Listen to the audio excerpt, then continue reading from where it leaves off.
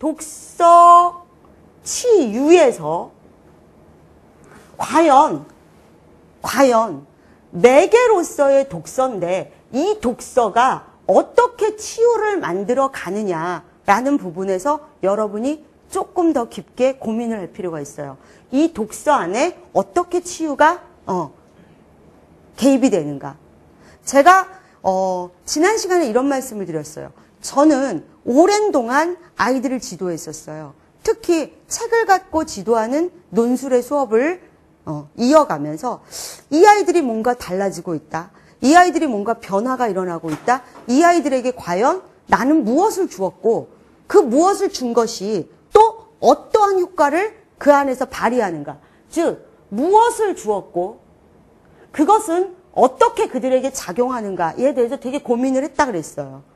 그럼 무엇을 주었고에 이 무엇이 무엇이었을까? 이것들이 독서 치유의 답을 되게 많이 주었습니다.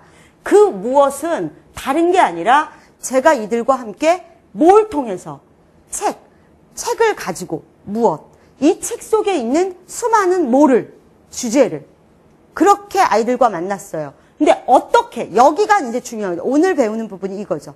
이 책을 매개로 그들을 주제별로 접근하고 그들이 아파하는 어떠한 그런 방점이나 도트, 이거를 이렇게 찾아 들어가는 과정에서 어떻게 그것들이 작용했는가를 제가 고민하기 시작을 했어요. 여기서 답이 나왔죠. 자, 그거의 독서치료 원리가 이렇게 뜨는 거죠. 자, 여러분이 생각해 보세요. 그냥 무조건 책을 읽는다고 나에게 치유가 일어나는 건 아니라는 거죠. 그러면 그 안에 어떻게라고 하는 방점에 1번, 2번, 3번이 뜨는 거예요. 이게 이제 그냥이 아니라 독서치료의 원리인데 정신분석학과 만나는 하나의 지점이 생기는 거죠. 여기에서 우리가 이론을 무시 못해요. 제가 박사 논문을 쓸 때 중년 남성을 가지고 자아존중과 변인을 갖고 썼습니다. 근데 자아존중과 변인을 갖고 쓰는 과정에서 과연 이것을 어떤 관점으로 볼 것인가라는 관점에서는 정신역동적 관점을 가지고 봤어요. 정신역동이라 함은 뭐예요? 역이 무슨 역자예요? 막 움직일, 역할할 때 역자거든요. 그러니까 역동이라는 면에서 봤을 때 움직여요. 동해요. 그러면 역동이라는 관점에서 봤을 때 뭐냐면 무엇인가 내 안에 올라오는 말할 수 없는 움직임.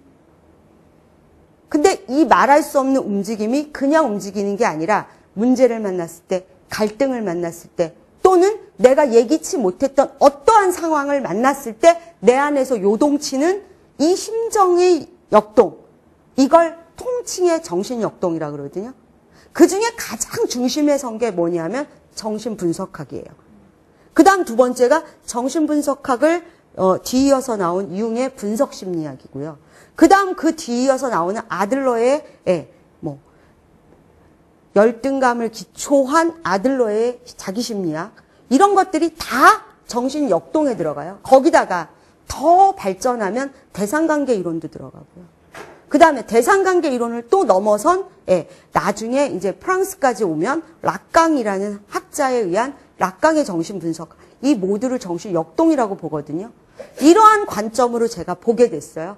공부하는 과정에 프로이드가 도둑맞은 편지라는 작품을 가지고 어떻게 이 작품 속에서 독자는 그리고 작가는 움직이는가에 대해서 자세히 풀어쓴 프로이드의 논문을 접하게 됐어요.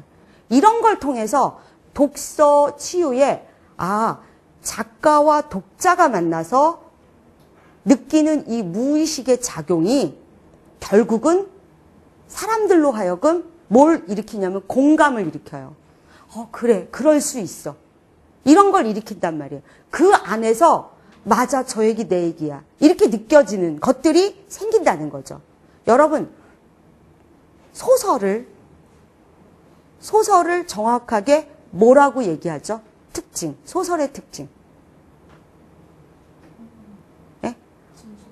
진실성. 예. 허구성. 예. 소설은요, 우리 안에 있는 삶이 그대로 이렇게 표현되지 않아요.